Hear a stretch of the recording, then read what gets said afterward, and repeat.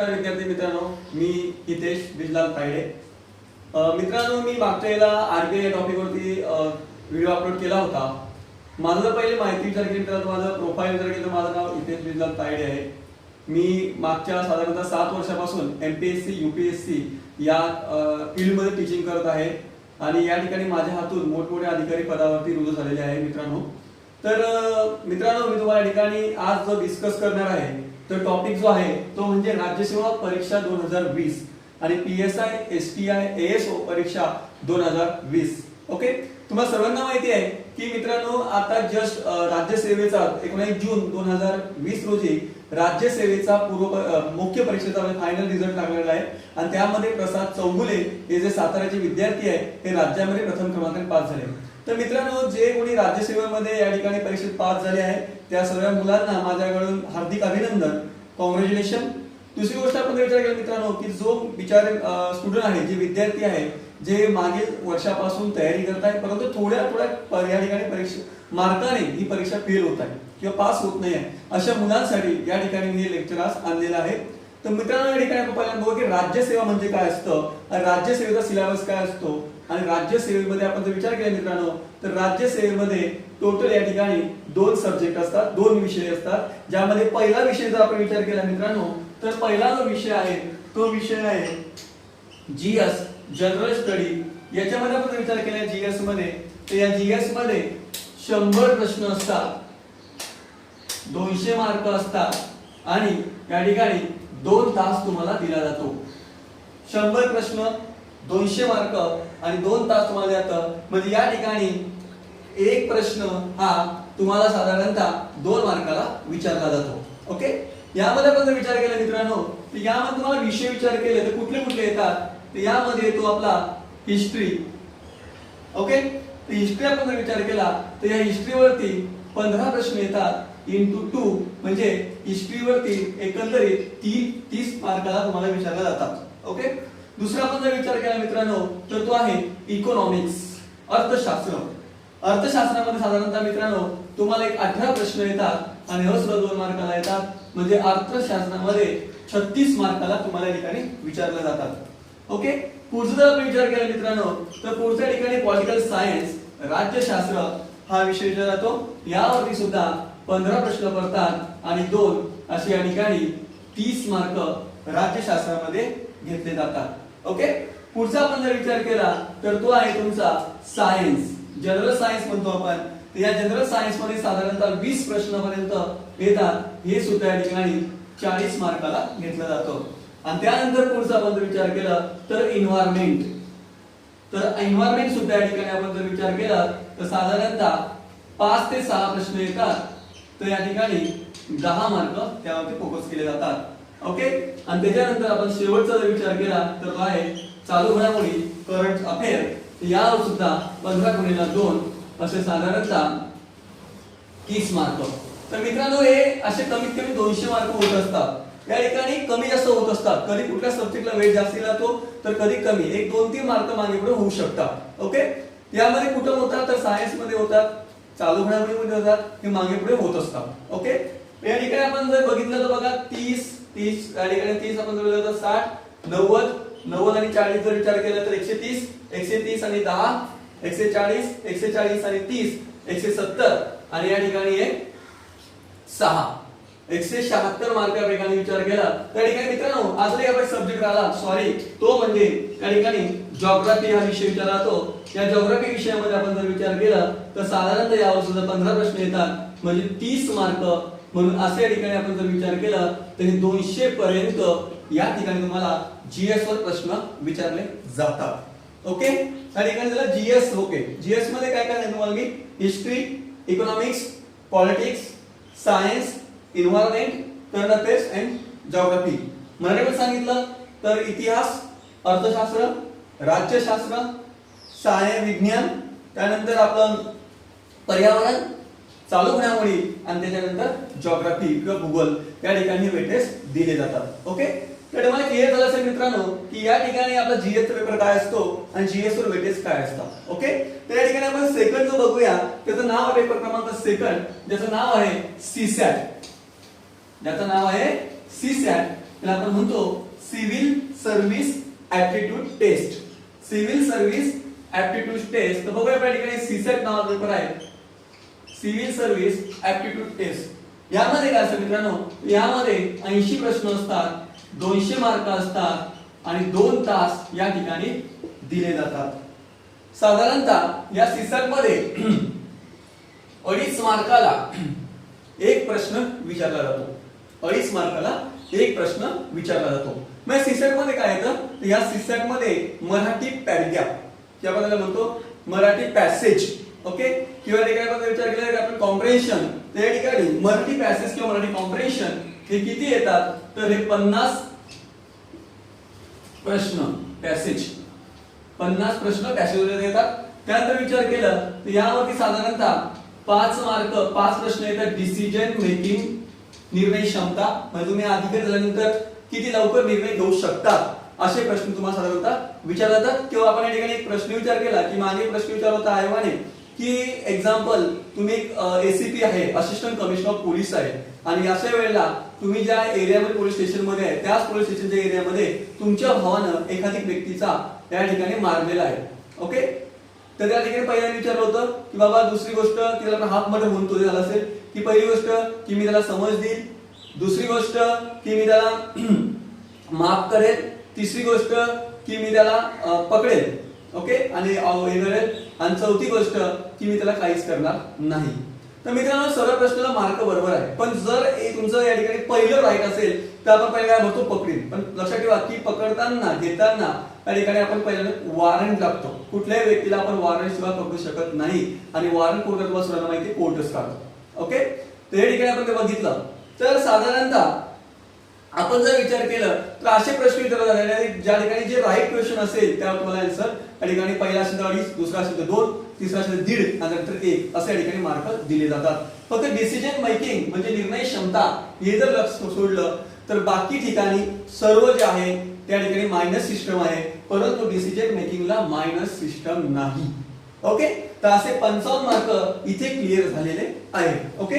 मग त्या ठिकाणी पुढचा पण जर विचार केला तर 10 मार्क जे येतात हे 10 मार्क कुठले येतात, तर हे 10 मार्क येतात तुम्हाला इंग्लिश पॅराग्राफ, इंग्लिश कॉम्प्रिहेन्शन वरती येतात. आणि त्यानंतर चौथा आपण जर विचार केला तर चौथा काय, तर हे 15 प्रश्न जे येतात ते येतात math plus reasoning. Math plus reasoning म्हणजे काय, गणित प्लस बुद्धिमापन. तर असे या ठिकाणी 80 प्रश्न येतात, म्हणजे 200 मार्काचा सीसॅट या ठिकाणी तुम्हाला दिला जातो, ओके. तर भरपूर मुलांना असं वाटतं की सर मला राज्यसेवा पूर्व परीक्षा क्वालिफाय व्हायचं असेल, राज्यसेवा पूर्व परीक्षा क्वालिफाय व्हायचं असेल तर मला किती स्कोर यायला पाहिजे. भरपूर मुलं विचारतात आम्हाला, ज्या वेळेला मी क्लासला असतो तर प्रश्न विचारतात की सर मी राज्यसेवा पूर्व परीक्षा पास करायचे तर किती स्कोर यायला पाहिजे. तर मित्रांनो विद्यार्थी मित्रांनो पहिल्यांदा क्लिअर करतो की युपीएससी आणि एमपीएससी या दोन्ही एक्झामचा विचार केला तर युपीएससी मध्ये सीसॅट जो पेपर आहे क्वालिफाय पेपर केलाय. मग जोपर्यंत तुम्ही सीसॅट पास होत नाही तोपर्यंत तुमचा जीएस चेक केला जात नाही. परंतु एमपीएससी मध्ये महाराष्ट्र लोकसेवा आयोगामध्ये सीसॅट आणि जीएस या ठिकाणी सीसॅट क्वालिफाय पेपर नाहीये. तुम्हाला दोघी मिळून तुमचे मार्क्स यायला पाहिजे, दोघी मिळून तुमचे मार्क्स यायला. उदाहरणार्थ जर तुम्हाला सपोज जीएस मध्ये तुम्हाला 200 पैकी 100 मार्क आलेले आहेत, ओके. आणि सीसॅट मध्ये तुम्हाला या ठिकाणी 200 पैकी 80 मार्क आलेले आहेत, तुमचा स्कोर आहे 180, तरी तुम्ही या ठिकाणी राज्यसेवा पूर्व परीक्षा पास होता. किंवा तुम्हाला जर सीसॅटला 40 मार्क आलेले आहेत परंतु जीएस तुम्हाला 150 काढलेले आहे तरी तुम्ही क्वालिफाय होता. म्हणजे लक्षात ठेवा की त्याचा रूल्स नाहीये किंवा सीसॅट मध्ये एवढे मार्क्स यायलाच पाहिजे, जीएस मध्ये एवढे यायला पाहिजे, रूल्स नाहीये, बिलकुल नाही. पण जास्तीत जास्त मार्क्स काढून आपल्याकडे पूर्व परीक्षा पास करणं आवश्यक आहे. मग साधारणतः सेफ झोन, ज्याला आपण सेफ झोन म्हणतो की ज्यामध्ये तुम्ही परफेक्टली पास होण्याचे चान्सेस जास्त असतात, ते म्हणजे काय, तर 190 टू 200 या रेंज मध्ये तुम्ही असणार तर तुम्ही पूर्व परीक्षा पास होण्याचे चान्सेस सर्वात जास्त असतात. आणि याच्यामध्ये कोण, तर याच्यामध्ये ओपन मुलांसाठी हे मेरिट आहे, एससी वाल्यांसाठी अजून 5-10 मार्क मागे, एसटी वाल्यांसाठी अजून 5-10 मार्क मागे, तर असं या ठिकाणी मेरिट लावलं जातं, ओके. पुढचा आपण जर विचार केला हे झालं मेरिट बद्दल. ठीक आहे. त्यानंतर दुसरा आपण जर विचार केला तर मुख्य परीक्षा, राज्यसेवा मुख्य परीक्षा. तुम्ही जसे प्री पास होता त्यानंतर तुम्हाला या ठिकाणी मुख्य परीक्षेला या ठिकाणी बोललं जातं, तुम्ही या ठिकाणी देऊ शकता. मुख्य परीक्षा विचार केली तर मुख्य परीक्षा टोटल 800 मार्काला होते. ओके, जसं आपण बघितलं की या ठिकाणी 200 मार्क सीसेट, 200 मार्क जीएस, असं 400 मार्काची तुमची राज्यसेवा पूर्व होते. 400 पैकी जर तुम्हाला 190 200 पर्यंत कट ऑफ आला असेल, मार्क्स पडले असेल तर तुम्ही पूर्व परीक्षा पास होता. मुख्य तुमच्या ठिकाणी 800 मार्काला होते. या 800 मार्काला विचार केला त्या ठिकाणी मुख्यमध्ये पहिला जो पेपर आहे, ज्या पेपरचं नाव आहे Marathi plus English. Marathi plus English 100 मार्काला हा पेपर असतो. ओके, हा काय असतो, हा थिअरी पेपर आहे. बाकी तुम्ही पूर्व परीक्षा पेपर जे बघितले ते ऑल एमसीक्यू पेपर आहे. म्हणजे या ठिकाणी तुम्हाला फक्त राऊंड करायचं आहे. ओके, पण इथे तुम्हाला काय करायचं, रायटिंग करायचं आहे. हा मराठी 50 मार्काचा येतो आणि इंग्लिश 50 मार्काचा. यामध्ये मराठी निबंध, इंग्लिश निबंध, मराठी लेटर, इंग्लिश लेटर वगैरे या ठिकाणी असणार आहे. ओके, दुसरा पेपर जर विचार केला तर तो पण आहे मराठी प्लस इंग्लिश. यामध्ये 100 प्रश्न असणार, ज्यामध्ये same condition, 50 Marathi 50 English. Okay, तर हे जे मार्क आहे याच्यामध्ये 50 मार्क मराठी व्याकरण येतील आणि 50 मार्क हे इंग्लिश व्याकरण येतील किंवा इंग्लिश ग्रामर होते येतील. तुम्हाला माहिती आहे की मराठी व्याकरण मध्ये काय येतं, सर्वनाम, क्रियापद, उभयनामी आयोग, वाक्य पृथ्वीकरण. त्यानंतर आपण काय म्हणतो की या ठिकाणी विचारलं तर साधारणतः सर्वनाम, पृथ्वीकरण. त्यानंतर आपला इंग्लिश मध्ये change voice, active voice, passive voice. Okay, pronouns, nouns, हे प्रश्न इंग्लिश मध्ये साधारणतः विचारतात. हा तुम्हाला एमसीक्यू पेपर आहे. फक्त पहिला पेपर थिअरी आहे, फक्त पहिल्या पेपर लिहायचं आहे. बाकी सर्व पेपर आहे ते सर्व पेपर तुमचे थिअरी पेपर नाही आहे, तर ते काय एमसीक्यू. आपण म्हणतो एमसीक्यू. ओके, किंवा आपण म्हणतो वस्तुनिष्ठ परीक्षा. ओके, या ठिकाणी पुढचा आपण जर विचार केला तर तिसरा पेपर जो आहे त्या पेपरचं नाव आहे हिस्ट्री प्लस जिओग्राफी. म्हणजे हिस्ट्री प्लस जिओग्राफी, इतिहास आणि भूगोल. यामध्ये 150 प्रश्न, 150 मार्क. 150 प्रश्न, 150 मार्क. 75 history, 75 geography. ओके, 75 हिस्ट्रीला येतात, 75 जिओग्राफीला येतात. चौथा पेपर जर आपण विचार केला, ज्या पेपरचं नाव आहे पॉलिटिकल सायन्स किंवा राज्यशास्त्र. यामध्ये काय येतात, यामध्ये 150 राज्यशास्त्राचा आणि 150 मार्क आणि 150 प्रश्न या ठिकाणी येतात. या ठिकाणी आपण पाचवा पेपर जर विचार केला तर पाचव्या पेपरचं नाव आहे एचआर प्लस एचआरडी. 150 प्रश्न आणि 150 मार्क. एचआर म्हणजे काय, ह्युमन राईट्स, आणि एचआरडी म्हणजे ह्युमन रिसर्च डेव्हलपमेंट, म्हणजे मानवी हक्क आणि मानवी हक्क संसाधन. ओके, ठीक आहे. आणि शेवटचा पेपर जो आहे त्याचं नाव आहे इकॉनॉमिक्स प्लस ऍग्रीकल्चर आणि प्लस आयटी, कम्प्युटर बद्दल प्रश्न विचारतात. तर या ठिकाणी 150 प्रश्न आणि 150 मार्क. साधारणतः इथे इकॉनॉमिक्सला 100चा वेटेज दिला जातो, बाकी 20-30 अशा ठिकाणी दिला जातं. असं या ठिकाणी तुमचं 800 मार्काची मुख्य परीक्षा होते. काय होते, 800 मार्काची मुख्य परीक्षा होते. मग तुम्हाला प्रश्न पडला असेल की मला मुख्य परीक्षा क्वालिफाय करायची, मग मुख्य परीक्षा करायचा किती स्कोअर पाहिजे. तर बघा मित्रांनो, आताच या ठिकाणी आपण रिझल्ट बघितलाय की जे राज्यामध्ये प्रथम क्रमांक पास झालेले आहेत. ओके, साधारणतः त्यांचा स्कोअर किती आहे, तर त्यांचा स्कोअर आहे 523. म्हणजे त्यांना 800 पैकी 523 पडले, ते राज्यात पहिले. ओके, पण आपल्याला एक्झाम क्वालिफाय करायची असेल तर आपला स्कोअर किती पाहिजे, आपण सेफ मध्ये राहू शकतो. तर साधारणतः 480 पर्यंत जर तुमचा स्कोअर आला तर तुम्हाला डेप्युटी कलेक्टर ही पोस्ट मिळण्याचे चान्सेस जास्त राहतात. जसं जसं तुमचा स्कोअर खालती येतो तसं तसं तुम्हाला पोस्ट या ठिकाणी मिळण्याचे चान्सेस कमी होतात. म्हणजे जसं डेप्युटी कलेक्टर, त्यानंतर assistant commissioner of police, ACP, STO, tehsildar, BDO, नायब तहसीलदार, तर अशा पोस्ट तुम्हाला ठिकाणी मिळतात. म्हणजे जसं तुमचा स्कोअर येईल तर तुम्हाला पोस्ट मिळाला जाते. ओके, जशी तुमची मुख्य परीक्षा होते, साधारण 480 मार्क्स मला पडले, त्या मुख्य परीक्षेनंतर तुम्हाला या ठिकाणी 100 मार्काची 100 मार्क्स मुलाखत घेतली जाते, ज्याला आपण म्हणतो इंटरव्ह्यू. मुलाखत घेतली जाते आणि या 100 मार्कामध्ये तुमची मुलाखत घेतली जाते. यामध्ये काय असतं मुलाखतीमध्ये बेसिकली करंट माहिती विचारली जाते, तुमचं सब्जेक्ट असेल त्या सब्जेक्टवर माहिती विचारली जाते, देशामध्ये काही इश्यू चालू असतील त्या इश्यूवर माहिती विचारली जातात. तर असं साधारण माहिती या ठिकाणी मुलाखतला विचारतात. जर तुम्हाला 100 पैकी चांगला स्कोर असेल, म्हणजे चांगला म्हणजे किती 50 च्या वरती 50, 55, 60, 62 रेंज मध्ये असाल तर तुम्हाला डेप्युटी कलेक्टर ही पोस्ट मिळण्याचे चान्सेस खूप जास्त असतो. ओके, तर या ठिकाणी बघितलं की सब्जेक्ट प्रीचा पूर्व परीक्षेचा सिलेबस काय, मुख्य परीक्षेचा सिलेबस काय आणि या ठिकाणी मुलाखतीचं काय असतं आणि त्यानंतर तुम्हाला या ठिकाणी पोस्ट दिली जाते. त्यामुळे सगळ्यात टॉपेस्ट पोस्ट आहे डेप्युटी कलेक्टर, त्यानंतर एसीपी, एसटीओ, बीडीओ या ठिकाणी पोस्ट दिल्या जातात. ओके, आता या ठिकाणी आपण बघितलं तर बघा तुम्हाला सर्वांना माहिती असेल की मला स्टडी कशा करायचा. सर्वात पहिला प्रश्न असतो स्टडी. आता हे तुम्ही सिलेबस सांगितला सर, पण स्टडी कसं करायचा प्लॅनिंग बघा की स्टडी करताना मी पहिल्यांदा एकच सांगेन की तुम्ही या ठिकाणी महाराष्ट्र सरकार जे आहे आपलं महाराष्ट्र गव्हर्नमेंटचं स्टेट बोर्डचे पूर्ण पुस्तक वाचा. स्टेट बोर्डचे पूर्ण पुस्तक वाचा. मग कुठले कुठले यामध्ये हिस्ट्री वाचा, यामध्ये जिओग्राफी वाचा, इकॉनॉमिक्स वाचा, सायन्स, मॅथ, रिझनिंग, नंतर इंग्लिश ग्रामर्स जे आहे ते आणि मराठी व्याकरण. तर एवढं तुम्ही या ठिकाणी वाचा. हे पहिलं बेसिक तयार करा. जर तुम्हाला एखादी एक्झाम पास करायचा असेल किंवा बिल्डिंग आपल्याला स्ट्रॉंग व्हायची असेल तर आपण या ठिकाणी खाली पाया जो असेल तो बेस चांगला पाहिजे, तरच तो वरती चांगला होतो. म्हणून इथे तुम्हाला पहिल्यांदा स्टेट बोर्ड वाचणं अतिशय आवश्यक आहे. ओके, आता आपण एक एक विषय डिस्कस करूया की कुठल्या विषयाला काय काय वाचायला पाहिजे आणि कशी स्टडी करायला पाहिजे.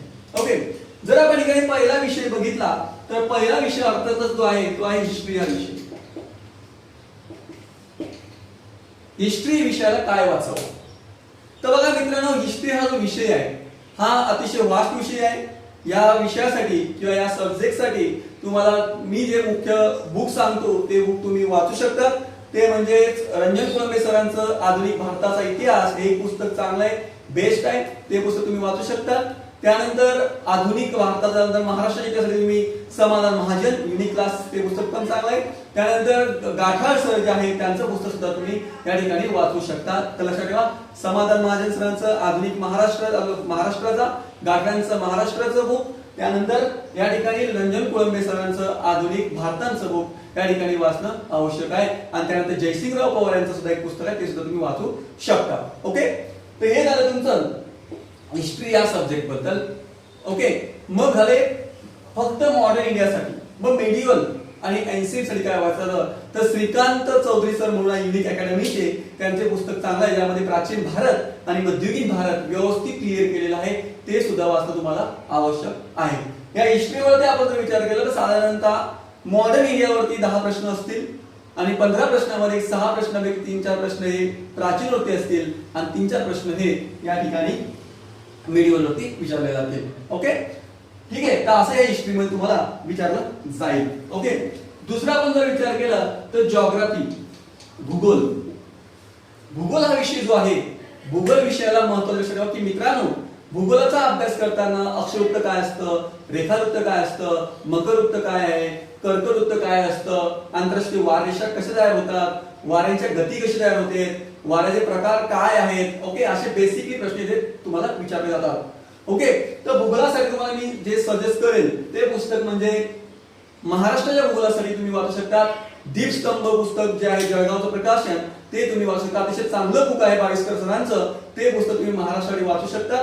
त्यानंतर एक खतीब सरांचं एक पुस्तक आहे महाराष्ट्रासाठी, ते सुद्धा तुम्ही वाचू शकता. आणि त्याच्यानंतर या ठिकाणी एबी सौदी नावाचं एक बुक आहे, ते सुद्धा फेमस आहे, ते सुद्धा तुम्ही वाचू शकता. त्या तिघीपैकी तुम्ही कुठलेही एक बुक घ्या, जे अतिशय चांगलं बुक आहे, तुम्ही वाचू शकता. ओके, दुसरा आपण जर विचार केला की भारतसाठी काय वाचायचं तर भारतसाठी तुम्ही माजिद हुसेन सरांचं एक बुक आहे जे यूपीएससी मध्ये यूज केलं जातं, ते पुस्तक तुम्ही वाचू शकता. अतिशय चांगलं बुक आहे. आणि त्याच्यानंतर विचार केला तर दीपस्तंभचं या ठिकाणी पुस्तक आहे, ते सुद्धा तुम्ही वाचा. परंतु अतिशय महत्त्वाचं पुस्तक भूगोलासाठी जे म्हणजे मागच्या वर्षाचे स्टेट बोर्डचे पुस्तक आहे, मागच्या वर्षी या वर्षाचे नाही. म्हणजे कुठले कुठले तर इयत्ता 9वीचा महाराष्ट्राचा भूगोल, इयत्ता 10वीचा भारताचा भूगोल, इयत्ता 11वीचा जगाचा भूगोल आणि इयत्ता 12वीचा या ठिकाणी आपलं लोखंड वगैरे भारतात भूगोल तो व्यवस्थित करायचा आहे. मित्रांनो, ही 4 पुस्तकं तुमचे व्हायलाच पाहिजे. या 4 पुस्तकामध्ये जॉग्राफी मध्ये जवळजवळ 70% प्रश्न तिथून फेकले जातात. तसेच तसे प्रश्न येतात. बघा काय काय सांगतो, 9वीचं महाराष्ट्राचं भूगोल, 10वीचं भारताचं भूगोल, 11वीचं जगाचं भूगोल आणि 12वीचं महाभारताचा भूगोल. परंतु लोखंड वगैरे खरी संपत्ती आहे त्यावरती हे व्यवस्थित करा. हे करायलाच पाहिजे. हे जर नाही केलं तर जॉग्राफीचा स्कोर होत नाही.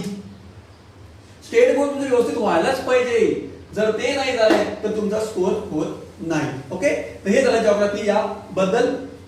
त्यानंतर आपण जर विचार केला, अजून या ठिकाणी जॉग्राफीसाठी तुम्ही ॲटलास घेऊ शकता. ऑक्सफोर्डचा जो ॲटलास आहे तो घेऊ शकता. नकाशा वाचन अतिशय आवश्यक आहे. कारण आयोगाचे प्रश्न जर तुम्ही बघितले तर साधारणतः असे प्रश्न विचारतात की पुणे जिल्ह्याच्या उत्तरेला कुठलं तालुका आहे. ओके, तर साधारणतः जेवढे काही जिल्हे आहेत 36 जिल्हे, प्रत्येक 36 जिल्ह्याच्या उत्तरेला कुठला तालुका आहे तो प्रत्येकाचं लक्षात ठेवणं, दक्षिणेला कुठला तालुका आहे तो लक्षात ठेवणं, पूर्वेला कुठला तालुका आहे ते लक्षात ठेवणं आणि पश्चिमेला कुठला तालुका आहे ते लक्षात ठेवणं हे ॲटलाससाठी अतिशय महत्त्वाचं आहे. तर ॲटलास मध्ये एक अभ्यास करा. रिव्हर, नदी, कुठली नदी कशी वाहते विचारतात आयोग की ही नदी कुठून वाहते, किंवा एखाद्या नदीचं वर्णन करतात की ही नदी बैतूलमध्येचा उगम होतो, ही नदी महाराष्ट्रामध्ये या ठिकाणी नंदुरबार या जिल्ह्यामधून ही नदी वाहते, ही नदी महाराष्ट्रामध्ये 2 वेळा प्रवेश करते, खालीलपैकी नदी कुठली, असा तुम्हाला प्रश्न विचारतात. ऑप्शन तापी, गोदावरी, ब्रह्मपुत्रा किंवा कावेरी. तर तापी. तर असे प्रश्न तुम्हाला विचारले जातात. पेपर लेवल तीच आहे. पेपर हार्ड झालेले नाहीये, पेपर सॉफ्ट झालेले आहे. बट आपण जर रट्टा मारतो तो रट्टा इथे मारायचा नाही. जोपर्यंत कन्सेप्ट क्लिअर होत नाही तोपर्यंत स्कोर येत नाही. रट्टा मारून इथे असे मुले माझे विद्यार्थी आहेत की जे 10 तास स्टडी करताय पण त्यांचा रिझल्ट आलेला नाही आहे, कारण ते रट्टा मारताय. आणि असे विद्यार्थी माझे की जे 5-5, 6-6 तास स्टडी केलाय परंतु ते पोस्ट मिळालेले आहेत. माझा एक विद्यार्थी आहे ज्याला एमपीएससी चा फुल फॉर्म माहिती नव्हता, त्याला एमपीएससी काय हे माहिती नव्हतं, पण त्याला असं माहिती पडलं बाळून की बाबा एक पीएसआय व्हायचं वगैरे. तो आला, त्याला माहिती दिली की पीएसआयचं काय असतं, त्याला माहिती घेतली आणि तो मुलगा 6 महिन्यामध्ये पीएसआय ची प्रीची परीक्षा पास झाली, मुख्य पास झाला आणि ठिकाणी तो सिलेक्टेड सुद्धा झाला. तो विद्यार्थी राज्यामध्ये एससी कास्ट मध्ये 2ऱ्या नंबरने पास झाला. तुम्हाला नाव नाही सांगणार कोण आहे तो, पण तो पास झाला. तुम्हाला जर भेटायचं तुम्हाला कॉन्टॅक्ट करू शकता. ठीक आहे, तर हे या ठिकाणी जॉग्राफी या विषयाबद्दल आपण जर बोललं तो. तिसरा विचार केला तर इकॉनॉमिक्स, अर्थशास्त्र. अर्थशास्त्र हा विषय अतिशय महत्वाचा विषय आहे. अर्थशास्त्र विषयामध्ये 15 प्रश्न डोळे लावून येतात. ओके, बघा प्रीला तुम्हाला या ठिकाणी 15 प्रश्न असतील, मेन्सला 100 प्रश्न असतील. म्हणजे अर्थशास्त्र विषय करत असताना तुम्हाला अतिशय महत्व द्यायचं. कारण हा विषय तुमचा स्कोरिंगचा विषय नाही.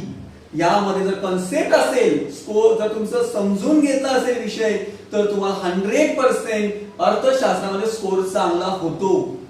अर्थशास्त्राचा सिलेबस विचार केला तर लिमिटेड सिलेबस आहे, जास्त सिलेबस नाही आहे. फक्त कन्सेप्ट असेल तर स्कोर होणार म्हणजे होणार. त्यामुळे कन्सेप्ट अतिशय महत्वाची आहे या विषयासाठी. मग या विषयासाठी पुस्तक कुठलं वाचावं, भरपूर मलसर कुठलं पुस्तक वाचावं, तर लक्षात ठेवा अर्थशास्त्र या विषयासाठी तुम्ही state board, old state board आणि न्यू स्टेट बोर्ड म्हणजे मागील आपल्या राज्य सरकारचे पुस्तकं, ज्यामध्ये 9वी, 10वी, 11वी आणि 12वीचा अर्थशास्त्र, 9वी, 10वी, 11वी आणि 12वीचा अर्थशास्त्र. तसंच नवीन मध्ये सुद्धा 9वी, 10वी, 11वी आणि 12वीचं अर्थशास्त्र. नवीन मध्ये सुद्धा काय 9वी, 10वी, 11वी आणि 12वीचं अर्थशास्त्र. क्लिअर. आणि हे स्टेट बोर्ड झाल्यानंतरच मग तुम्ही या ठिकाणी देसले दीपस्तंभ जे आहे त्या सरांचं जे महत्त्वाचे पुस्तक आहे देसले सरांचं दीपस्तंभ, त्यामध्ये भाग 1 जो आहे, भाग 1 पार्ट 1 तो तुम्ही वाचा, अतिशय आवश्यक आहे.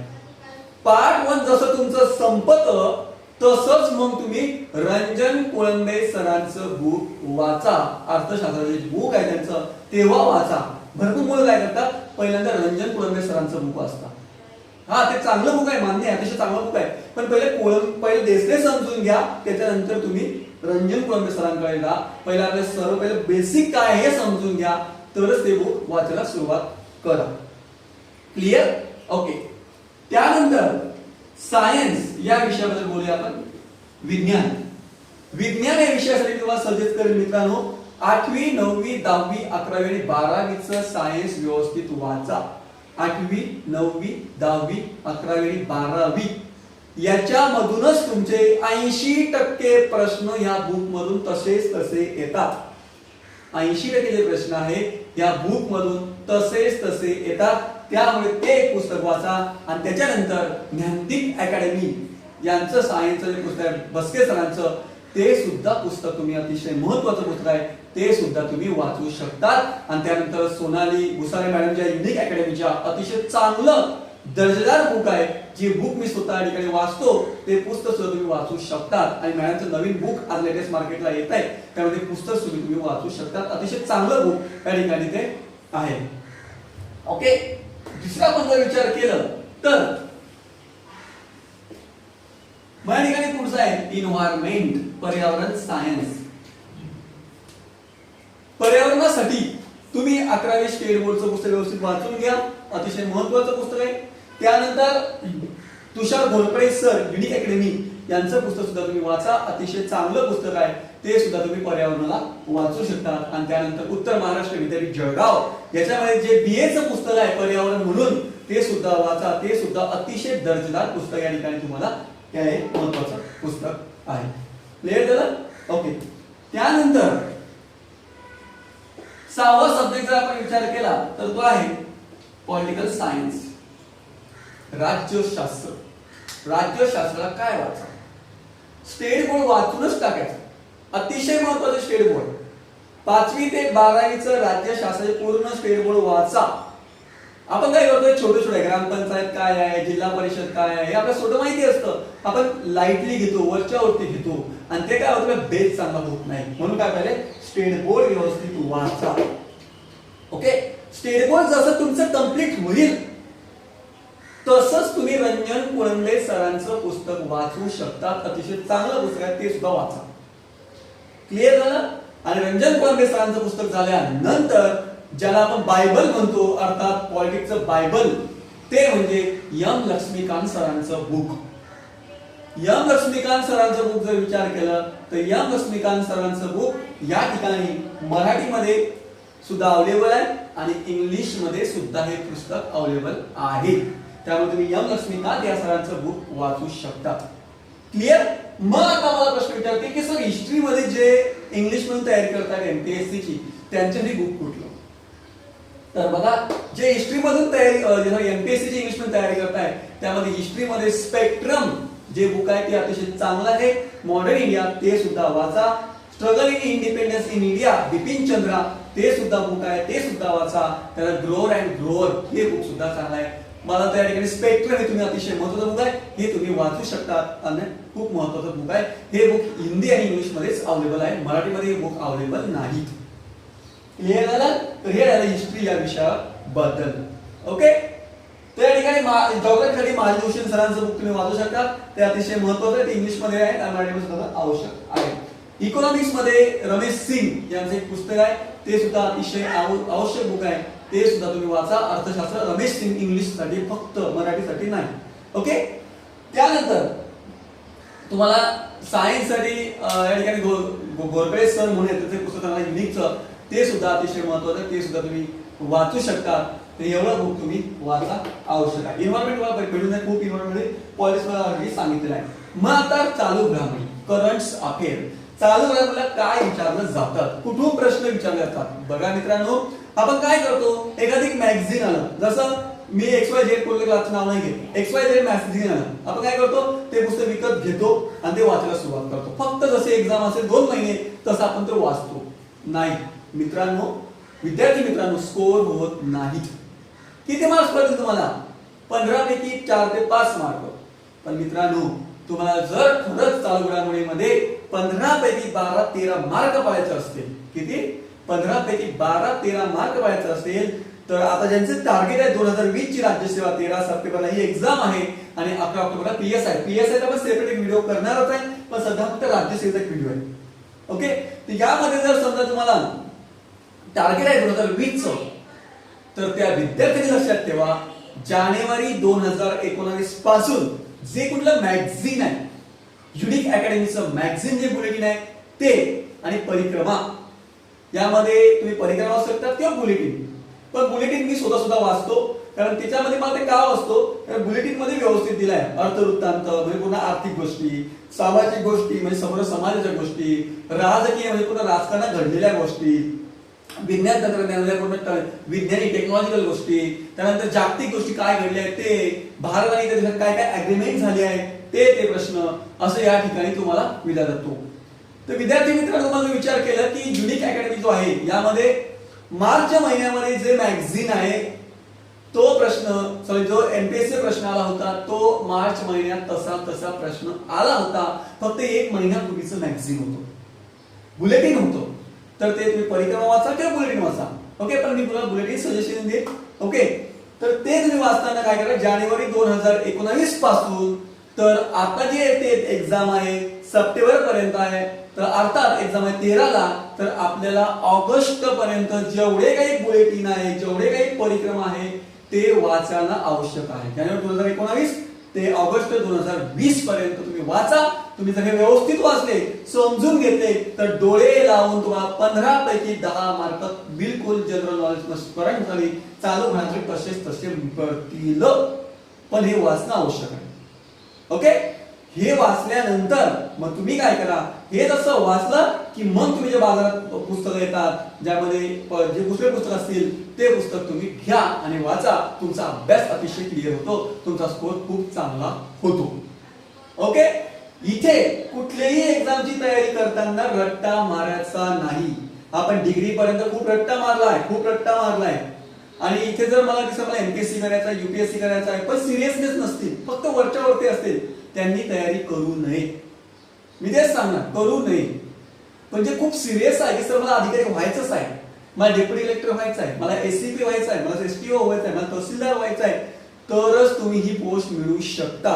तुम्ही बघितलं की आपला रिझल्ट आलाय, गरीब घरातले मुलं अधिकारी पोस्टवर मिळाले, त्यांना पोस्ट मिळाले का?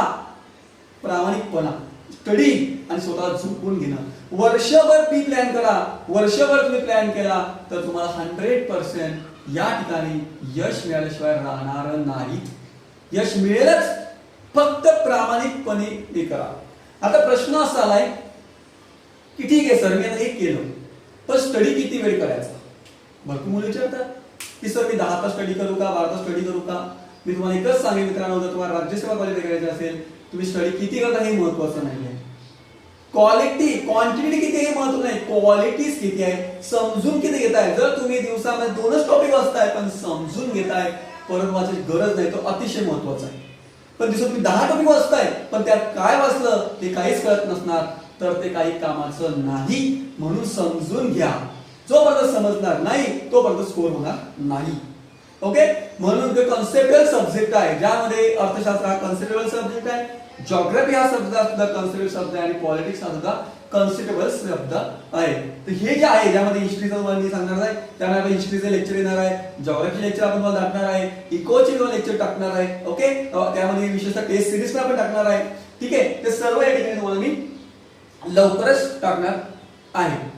ठीक आहे, तर हे झालं आपल्या ठिकाणी सब्जेक्ट वेटेज आणि अभ्यास कसा करायचा हे. ओके, आता भरपूर मुलांना कमेंट आहे, विशेषतः पोल पण आहे की सर मग आता अभ्यास कसा करायचा, नियोजन कसं करायचं, प्लॅनिंग कसं करायचं. प्लॅनिंग नसेल तर यश नाही, नियोजन नसेल तर यश नाही. म्हणून प्लॅनिंग पाहिजे. सक्सेस व्हायचं असेल तर प्लॅनिंग, जसं पंचवर्षीय योजना 5 इयर प्लॅनिंग, तसं प्लॅनिंग आवश्यक आहे. म्हणून काय करणार, तर प्लॅनिंग मध्ये महत्त्वाची गोष्ट लक्षात ठेवा की साधारणतः हा मी माझा तुम्हाला सांगतो, या तुम्हाला आवडलं ठीक आहे, शेवटी तुमचं हे साधारणतः सकाळी 5 वाजता उठायचं. सकाळी कसं उठायचं, 5 वाजता उठायचं. 5 वाजता उठल्यानंतर 5 ते 5:30 AM म्हणजे अर्धा तास व्यायाम करायचा. काय करायचा, व्यायाम करायचा. व्यायाम अतिशय महत्वाचा आहे, ज्यामध्ये प्राणायाम करायचा. असे वरचे हार्ड व्यायाम करायचे नाही, प्राणायाम प्राणायाम काय होते, आपली बुद्धी स्ट्रॉंग होते, स्मरणशक्ती वाढते आणि या ठिकाणी आपण जे काही वाचलंय लक्षात राहतं. म्हणून प्राणायाम करणं अतिशय महत्वाचं आहे. हे स्वतः आम्ही करतो, माझे विद्यार्थी केलं आहे, ते सिलेक्शन झाले म्हणून सांगतो. ओके, 5:30 वाजता पर्यंत प्राणायाम केल्यानंतर 5:30 ते 6 AM पर्यंत, 5:30 ते किती 6 वाजतापर्यंत तुम्ही अंघोळ वगैरे नाश्ता वगैरे करायचा. जो टाइम आपला ब्रेकफास्ट वगैरे असेल तो नाश्ता वगैरे. क्लिअर झालं? त्यानंतर 6 ते 7:30 AM पर्यंत, 7:30 पर्यंत तुम्ही काय करायचं, 6 ते 7:30 हा जो टाइम असेल, हा टाइम तुम्ही सायन्स या विषयाला द्यायचा, विज्ञान या विषयाला वाचायचा. कारण काय मित्रांनो, आपला माइंड जो असतो आपला या ठिकाणी त्यावेळेला कसं असतो की ते फ्रेश असतो. आणि अशा वेळेला काय असतं, फ्रेश असल्या कारणाने आपल्याला हा सब्जेक्ट लवकर कळतो. समजला? जो कोणी सायन्सचा विद्यार्थी असेल त्याने काय वाचायचं, तर त्याने यावेळेला इकॉनॉमिक्स हा सब्जेक्ट वाचायचा, अर्थशास्त्र हा सब्जेक्ट वाचायचा. क्लिअर झालं? त्यानंतर आपण जर विचार केला की 7:30 ला परत उठायचं, म्हणजे दीड तास वेळ आला ना. 7:30 ते 8 हा जो वेळ आहे मित्रांनो, या वेळेमध्ये न्यूजपेपर रीड करायचा.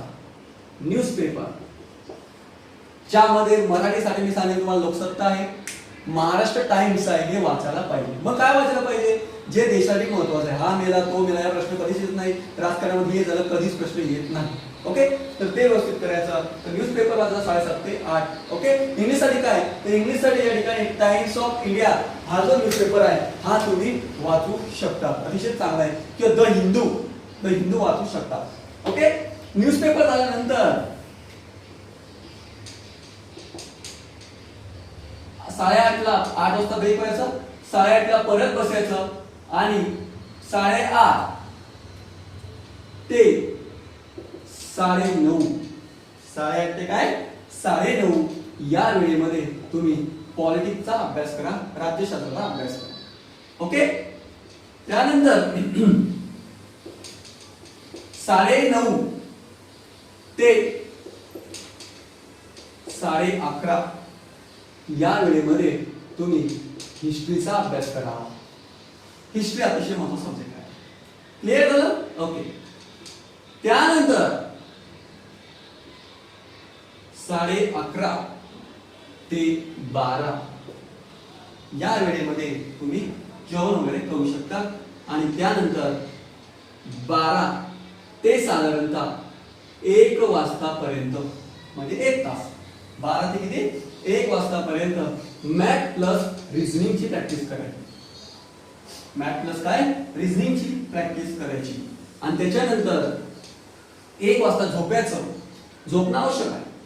1 ते 3 या वेळेला झोप घ्यायची, म्हणजे 2 तास झोपायला जायचं. ओके, 3 वाजता उठल्यानंतर 3 ते 5 या ह्याच्यामध्ये तुम्ही जिओग्राफी हा विषय करायचा. 3 ते किती 5 हा जो वेळ आहे तुम्ही जिओग्राफी या विषयाला देणं अतिशय आवश्यक. बघा, अर्थशास्त्र झालं, ओके, पॉलिटिक्स झालं, हिस्ट्री झालं, त्यानंतर मॅथ रिझनिंग झालं आणि त्यानंतर जिओग्राफी झालं. ओके, त्याच्यानंतर 5 ते 6 हा विषय तुम्ही इकॉनॉमिक्स हा करायचा. जे इंग्लिश डिपार्टमेंटचे असतील त्यांनी 5 ते 6 सायन्स विषय करायचा. 5 ते 6 इकॉनॉमिक्स करायचा जो मराठी डिपार्टमेंटचा आहे ते, आणि 5 ते 6 सायन्स हा विषय करायचा जे इंग्लिश डिपार्टमेंटचे आहे ते. क्लिअर झालं? ओके, त्यानंतर 6 वाजता ब्रेक घ्यायचा आणि 6:30 ते 7 वाजतापर्यंत ब्रेक घ्यायचा. किती वाजतापर्यंत 6 वाजता ब्रेक घ्यायचा, 6:30 म्हणजे 6:30 पर्यंत ब्रेक घ्यायचा. सॉरी, ओके, 6:30 ते 7:30 हा परत 1 तास आपल्याकडे आलेला आहे. यामध्ये काय करायचं, यामध्ये इन्व्हायरमेंटची तयारी करायची, पर्यावरणचं पुस्तक वाचायचं. क्लिअर झालं? आणि त्याच्यानंतर 7:30 ते 8:30 या वेळेमध्ये काय करायचं, तर या ठिकाणी सीसॅट चे पॅसेज जे आहे या पॅसेजची प्रॅक्टिस करायची. 7:30 ते 8:30 यामध्ये हे काम करायचं. ओके. आणि त्याच्यानंतर 8:30 वाजता उठायचं आणि 8:30 ते 9 या वेळेपर्यंत कुठलंही मॅगझिन तुम्ही वाचू शकता ते वाचून घ्यायचं. क्लिअर झालं? ओके. आणि त्याच्यानंतर 9 ते साधारणतः 9 वाजता उठायचं आणि 9:30 पर्यंत जेवण करायचं.